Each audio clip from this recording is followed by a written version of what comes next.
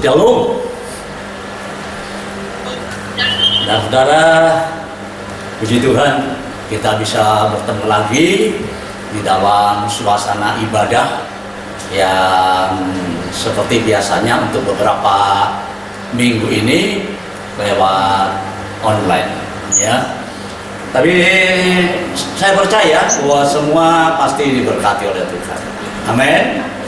Nah, saudaraku, pada kesempatan pertemuan hari ini saya ingin menyampaikan firman Allah dengan satu topik bahasan, satu tema, yaitu jaminan Tuhan. Jaminan Tuhan atas orang-orang yang percaya. Jaminan Tuhan, ya. Nah, saudaraku, apa sih jaminan itu? Ya, memang dalam pengertiannya sangat luas sih. Ya, satu misal saja sekarang, andai kata seseorang menggadaikan, ya, atau pinjam duit, jaminannya apa? Rumah saya, Pak, jaminannya. Ya, jadi andai kata dia nggak bisa bayar, maka rumahnya diambil. Itu kalau dalam soal utang piutang. Ya, tetapi yang saya maksudkan di sini adalah bahwa jaminan itu adalah sesuatu yang diberikan tatkala kita melakukan satu tindakan. Ya. Jadi artinya bahwa sesuatu yang diberikan ketika kita melakukan sesuatu dan itu sebagai pengganti dari apa yang kita lakukan, ya. Nah, Tuhan Yesus memberikan jaminan, artinya memberikan pemberian. Ya, andai kata kita melakukan sesuatu, Tuhan menjamin memberikan sesuatu, dan apa yang diberikan. Nah, untuk kita memahami apa yang jadi jaminan bagi setiap orang yang percaya kepadanya, ya, maka di dalam Alkitab, di dalam kitab Injil Yohanes pasal yang ke-10 ayatnya yang ke-9. Kitab Injil Yohanes pasal 10 ayat yang ke-9, di sana dikatakan, "Akulah pintu." Tuhan Yesus memberikan gambaran alegoris bahwa dirinya itu sebagai pintu. Pintu itu adalah satu benda pemisah antara luar dan dalam. Dia berkata, "Akulah pintu. Barang siapa yang masuk melalui aku sebagai pintu ini, maka pertama ada jaminannya, dia akan selamat. Dan yang kedua akan menemukan padang rumput." Luar biasa. Jaminannya sangat luar biasa. Pertama, selamat. Dan yang kedua, menemukan padang rumput.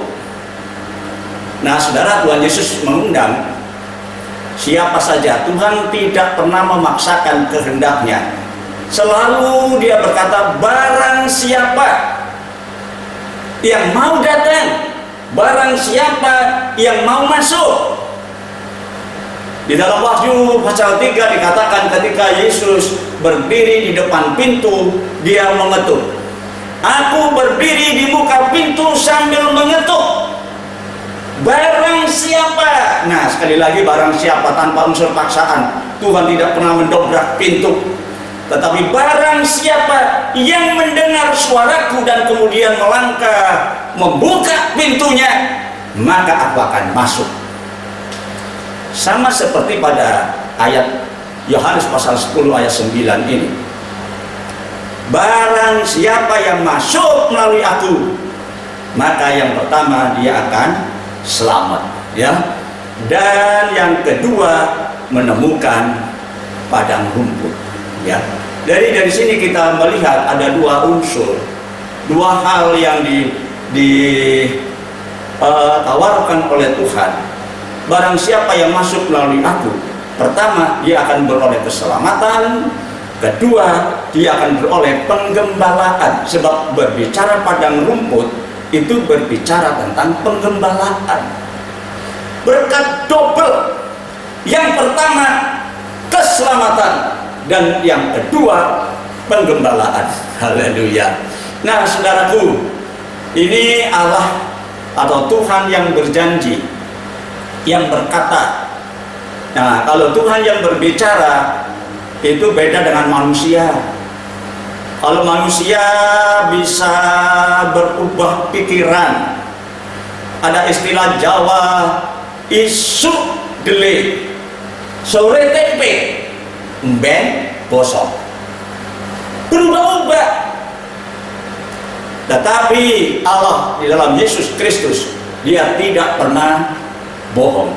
Apa yang dikatakan, dia pasti kerjakan, tidak bersama seperti manusia. Dalam kitab Bilangan pasal 23 ayatnya yang ke-19 dikatakan, Allah itu bukan manusia sehingga ia berdusta, sehingga ia menipu, bukan anak manusia sehingga apa yang dikatakan ia sesali, menyesal. Tidak. Masakan dia berfirman dan tidak dikerjakan, tidak dilakukan, tidak ditepati? Sekali lagi, Allah berbeda dengan manusia. Apa yang dijanjikan, apa yang disampaikan, pasti dia akan genapi.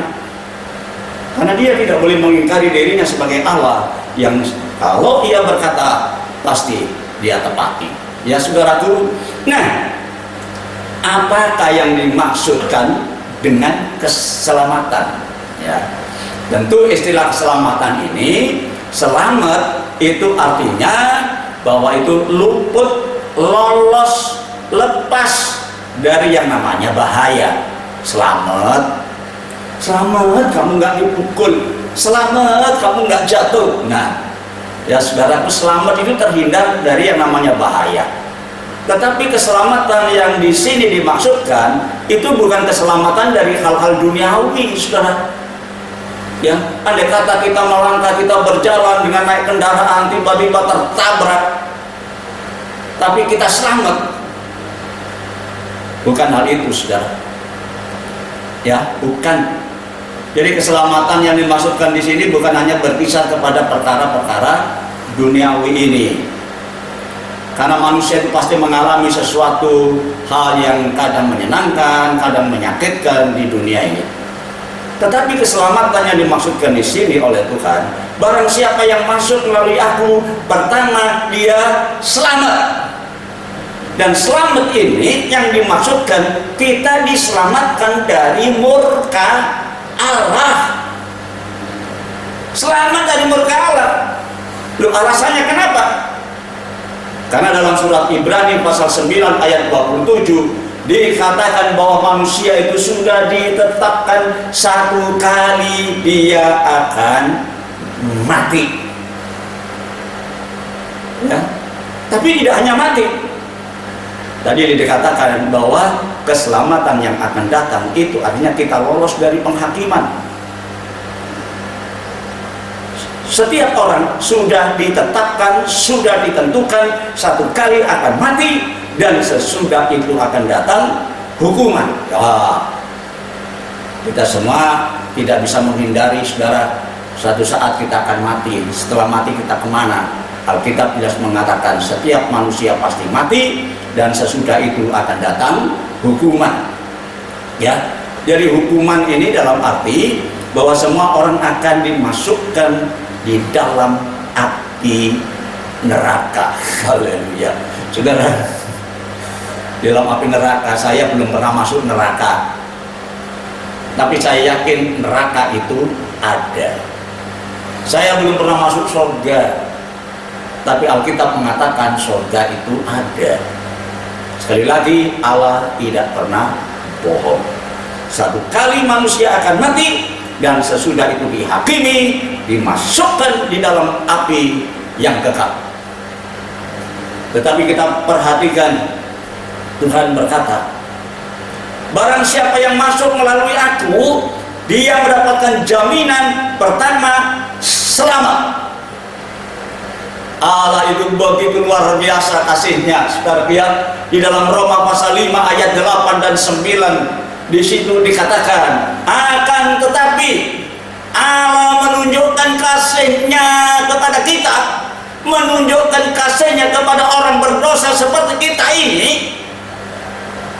dengan satu bukti, Kristus telah mati untuk kita. Kapan? Ketika kita masih berdosa. Bukan karena kita benar, saudara. Kita diselamatkan bukan karena kita benar, tetapi Allah menyatakan kasihnya ketika kita masih berdosa. Allah menyatakan kasihnya dengan Kristus Yesus yang mati di atas kayu salib untuk kita. Yang lebih-lebih sekarang, kita yang telah dibenarkan oleh darahnya, kita pasti akan diselamatkan dari murka Allah. Saudaraku, Yesus mati itu bukan kekurangan pekerjaan. Dia datang dari surga turun ke bumi ini, tapi dengan satu unsur kesengajaan. Dia datang untuk menyelamatkan manusia yang berdosa supaya bebas dari hukuman. Ya, haleluya. Supaya dibebaskan dari hukuman, saudaraku. Ya, karena tidak ada seorang pun yang benar di muka bumi ini.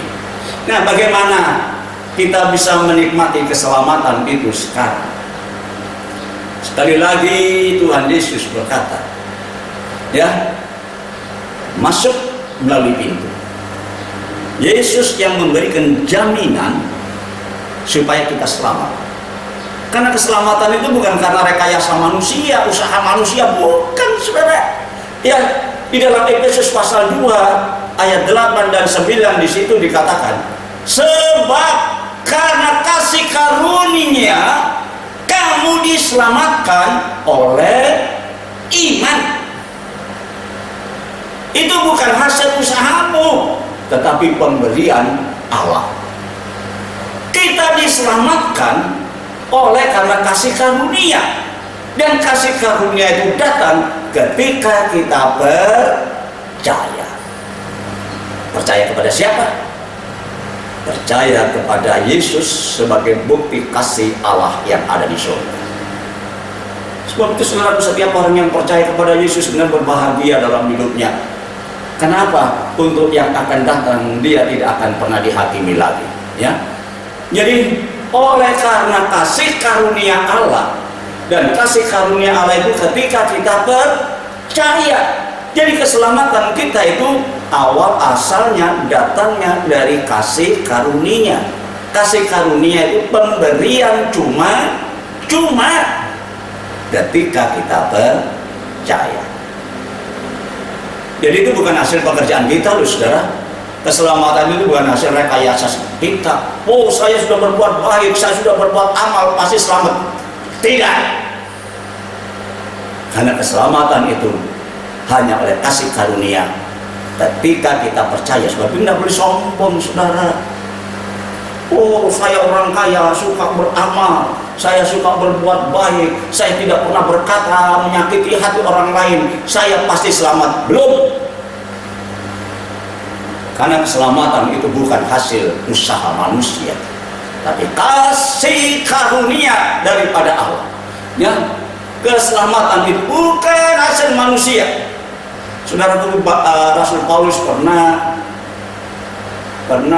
berdoa, pernah merindukan bangsa Israel itu diselamatkan. Ya, di dalam Roma pasal 10 ayat 1 sampai 3 dikatakan, saudara-saudara, keinginan hatiku dan doaku kepada Tuhan ialah supaya mereka itu diselamatkan, supaya bangsa Israel itu diselamatkan. Kenapa? Sebab aku dapat memberi kesaksian tentang mereka. Aku tahu, aku mengerti, aku paham tentang mereka, bahwa mereka itu sungguh-sungguh giat untuk Allah, tetapi tanpa pengertian yang benar. Woi, saudara, perhatikan di sini. Usaha kita, rekayasa kita, giat kita untuk Allah, ibadah kita, amal kita, sedekah kita, saudaraku, kalau tanpa mengerti kebenaran, tidak akan pernah selamat. Itulah sebabnya Rasul Paulus berdoa, keinginan hatiku supaya mereka itu diselamatkan. Kenapa? Saya tahu mereka itu giat untuk Allah, sungguh-sungguh untuk Allah, tetapi tanpa pengertian yang benar. Nah, karena mereka tidak mengerti pengertian yang benar, kebenaran Allah ini, maka mereka berusaha untuk mendirikan kebenaran mereka sendiri, yang akhirnya nggak tunduk, nggak takluk, nggak patuh kepada Allah.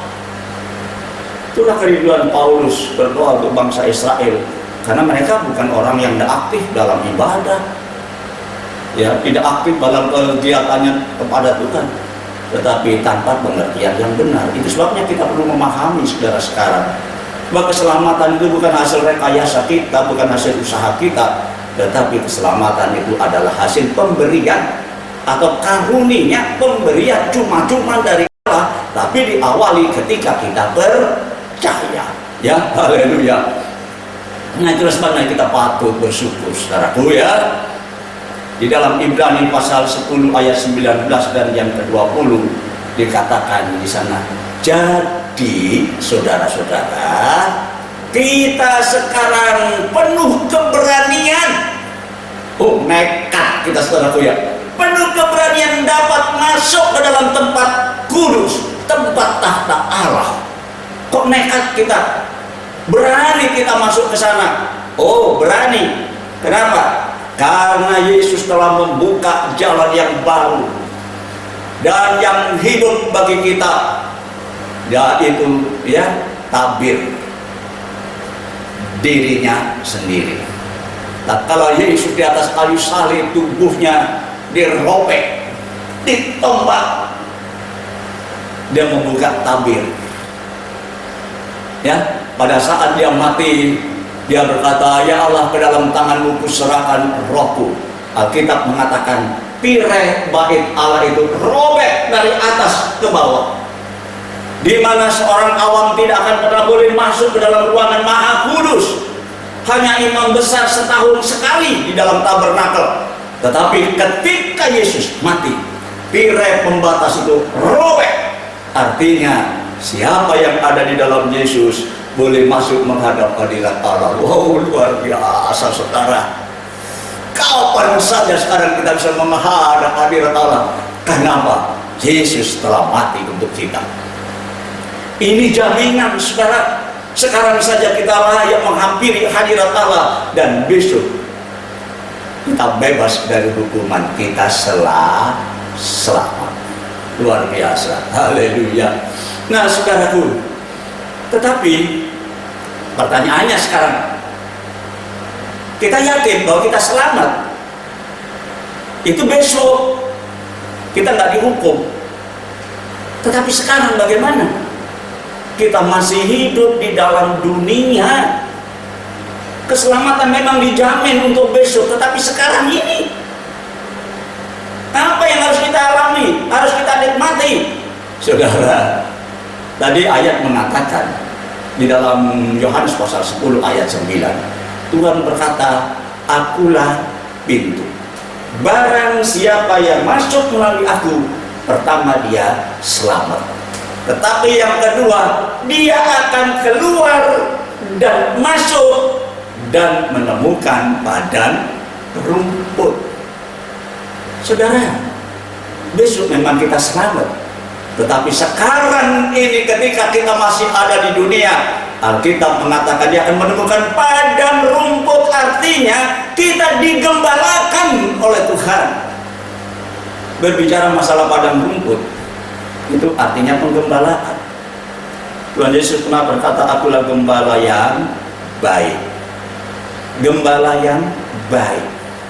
Saudara, kita kan digembalakan oleh Tuhan, menikmati penggembalaan dari Tuhan, ya. Di dalam Yohanes pasal 10 ayat 10 jelas dikatakan, pencuri datang hanya untuk mencuri, membunuh, dan membinasakan. Tetapi aku datang, kata Tuhan, supaya mereka mempunyai hidup dan mempunyainya di dalam segala kelimpahan. Wow. Pencuri, si setan, si iblis, itu hanya mencuri apa yang kita miliki dan membinasakan. Tetapi Tuhan memberikan kita hidup. Hidup bukan saja hidup, tetapi berkelimpahan. Akulah gembala yang baik, katanya. Dan gembala yang baik itu memberikan nyawanya bagi dombanya. Jaminannya, saudaraku, Tuhan Yesus memberikan nyawanya bagi setiap orang yang datang kepadanya. Siapa yang datang kepadaku, pertama dia selamat, dan yang kedua dia akan menemukan padang rumput. Selagi kita masih di dunia ini, kita tidak dibiarkan sendiri, saudara. Ya, kita digembalakan oleh Tuhan, digembalakan. Ya, apa sih maksudnya penggembalaan itu? Ya, bentuk penggembalaan Tuhan itu bagaimana? Ya, haleluya. Ada di dalam Mazmur pasal 23 ayat 1 dan sampai 8. Ya, itu nyanyiannya Daud. Ya, haleluya. Yang pertama, kita mendapatkan pemeliharaan. Ya, penggembalaan itu artinya pertama kita mendapatkan pemeliharaan, dan yang kedua kita mendapatkan pembelaan. Saudara, Tuhan menggembalakan kita sebagai domba. Daud pernah berkata dalam Mazmur pasal 23 itu, ini bukan doa, saudara, ya. Jadi bukan doanya Tuhan jadilah engkau gembalaku, tidak.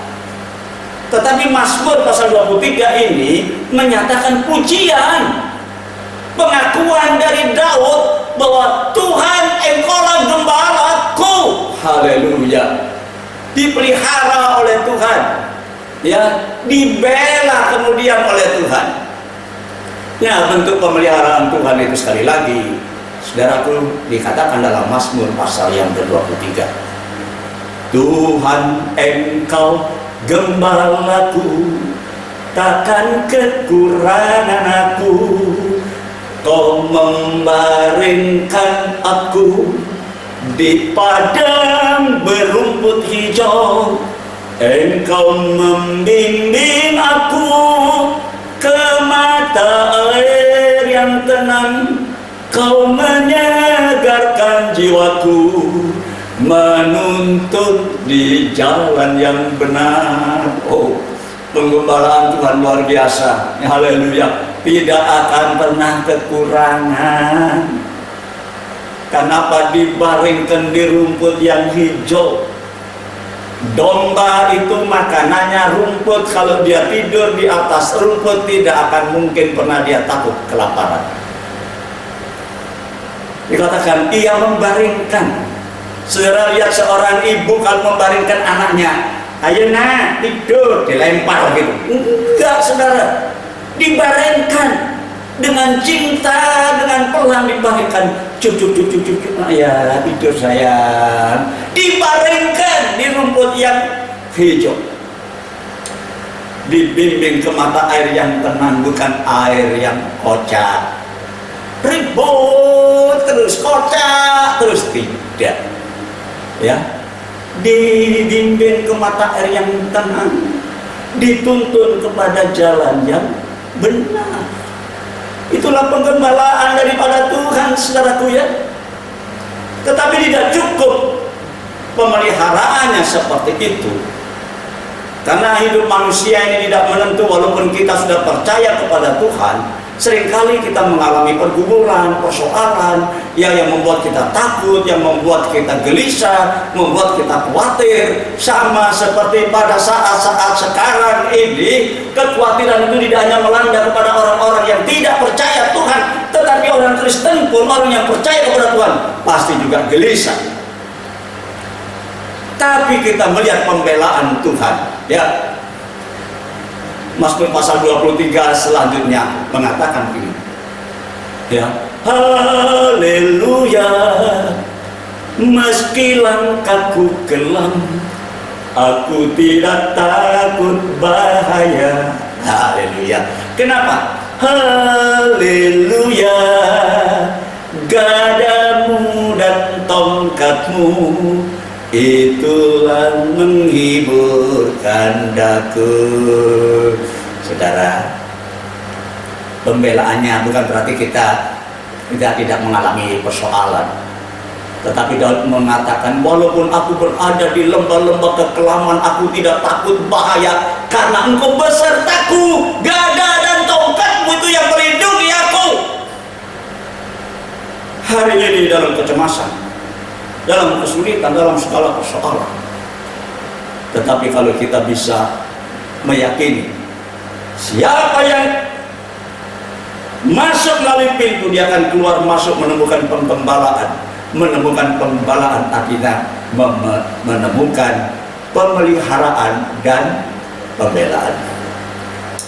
Tuhan, Engkau gembalaku, takkan kekurangan aku. Kau membaringkan aku di padang berumput hijau. Engkau membimbing aku ke mata air yang tenang. Kau menyegarkan jiwaku, menuntun di jalan yang benar. Haleluya, meski langkahku kelam, aku tidak takut bahaya. Haleluya, gadamu dan tongkatmu itu yang menghiburkan daku. Haleluya, saudara-saudara ya. Pembelaannya, pemeliharaannya ya, itu diberikan kepada kita ya. Haleluya. Sehingga Daud berkata, haleluya ya, aku akan diam di rumah Tuhan sepanjang umur hidupku ya. Saudaraku, pembelaan Tuhan yang terutama, pemeliharaan Tuhan yang utama, adalah lewat firman-Nya.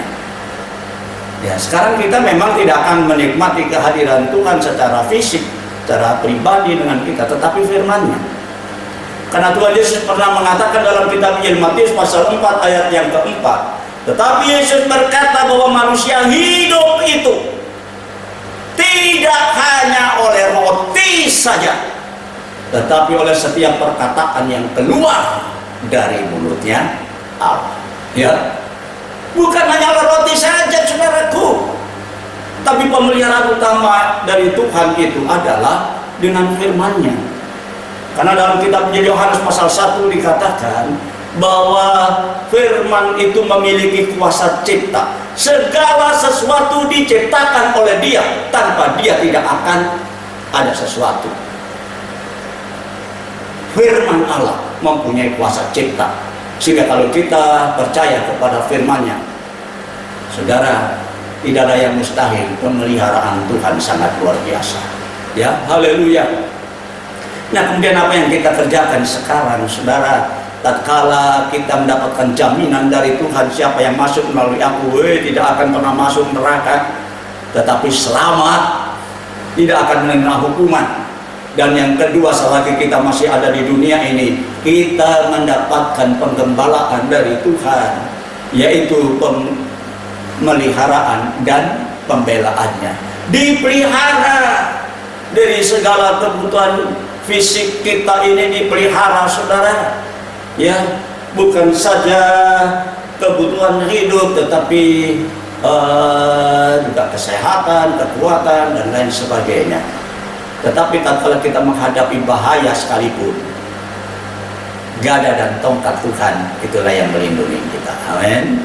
Nah, sebab itu Daud berkata pada akhirnya, karena melihat pemeliharaan dan penggembalaan dari Tuhan ini, pemeliharaan dan pembelaan dari Tuhan ini, maka dia berkata, aku akan diam di rumah Tuhan sepanjang masa. Haleluya. Inilah akibatnya seorang yang bisa berterima kasih kepada Tuhan. Aku akan diam di rumah Tuhan sepanjang masa. Bukan berarti harus setiap hari ke gereja, saudara ya. Tapi diam di rumah Tuhan itu artinya hubungan dengan Tuhan itu terjalin sepanjang masa, tidak pernah putus. pada waktu ibadah, ya maka dilakukanlah kehidupan beribadah itu. Tetapi di rumah pun hubungan dengan Tuhan itu tidak pernah putus.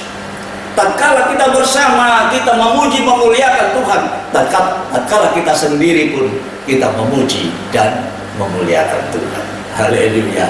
Nah, saudaraku, ibadah itu penting. Ya, Daud berkata, aku akan diam di rumah Tuhan sepanjang masa. Dalam 1 Timotius pasal 4 ayat 8 dikatakan, latihan badani, olahraga itu berguna, cuma terbatas. Ya, latihan badan itu terbatas gunanya, tetapi ibadah itu berguna di dalam segala hal, karena mengandung janji baik untuk hidup yang sekarang maupun untuk hidup yang akan datang. Ya, dan Paulus berkata perkataan ini benar dan patut diterima sepenuhnya. Ini firman Allah, nggak pernah bohong. Kalau ibadah itu berguna, itu benar, patut diterima, patut dihargai dengan benar. Ya, dihargai sepenuhnya. Ya. Nah, kalau kita mengerti ini, kita menghargai. Selanjutnya Paulus berkata, itulah sebabnya kami berjerih payah dan berjuang. Karena kita menaruh pengharapan kita kepada Allah yang hidup, juru selamat semua manusia, khususnya terutama mereka yang percaya. Jadi ibadah itu perjuangan, saudara. Sama seperti hari ini, aduh, ibadah itu sekarang jadi mahal. Ada yang sudah menghitung, saudara, ya berapa giga kemudian dengan ibadah cara begini, berapa yang harus dibayar. Ada kalanya tatkala mereka sedang mengikuti ibadah, tahu-tahu datanya habis, bayar lagi, mahal. Tetapi ibadah itu berguna. Itu sebabnya kami berjuang, dan hari ini saya percaya bahwa saudara yang berada di depan dan saat ini sedang bersama-sama itu juga berjuang. Ya, berjuang. Dan saya yakin bahwa perjuangan kita tidak akan pernah sia-sia. Ya, kalau kita mau menghargai Tuhan, Tuhan menjamin kita. Akulah pintu, kata Tuhan. Barang siapa yang masuk melalui aku, pertama dia selamat. Kita jangan ragu-ragu tentang keselamatan kita. Tetapi ketika kita masih di muka bumi ini, kita dipelihara dan dibela oleh Tuhan. Saya nggak tahu apa yang sedang terjadi atas saudara sekalian. Ya, saya tahu hari-hari ini memang sulit, hari-hari ini memang sukar. Tetapi kami percaya bahwa Tuhan yang dimana kita percaya, di mana kita merespon panggilannya, barang siapa yang masuk melalui aku, pertama selamat, kedua akan dipelihara dan dibela oleh Tuhan. Hari ini kiranya Tuhan menolong saudara dan saya semua. Amin. Tuhan memberkati. Mari kita tunduk kepala. Bapa, terima kasih. Kami bersyukur hari ini kami dapat mendengar firman-Mu. Firman menjadi kekuatan dan penghiburan bagi kami di tengah-tengah kesulitan saat sekarang ini. Kami tidak takut bahaya karena Tuhan adalah gembala kami semua. Gembala yang akan memelihara dan juga akan membela dalam persoalan kami. Tetapi dengan dasar bahwa kami percaya kepada Tuhan, kami merespon undangan Tuhan. Hari ini kami bersyukur dan berterima kasih karena hidup kami sudah ditentukan oleh Tuhan, bahwa besok kami sudah diselamatkan. Selagi kami berada dalam dunia ini, kami dipelihara dan dibela oleh Tuhan. Terima kasih Tuhan buat firman-Mu. Kiranya Tuhan memberkati kami semua. Haleluya. Di dalam nama Tuhan Yesus kami berdoa. Amin. Tuhan memberkati.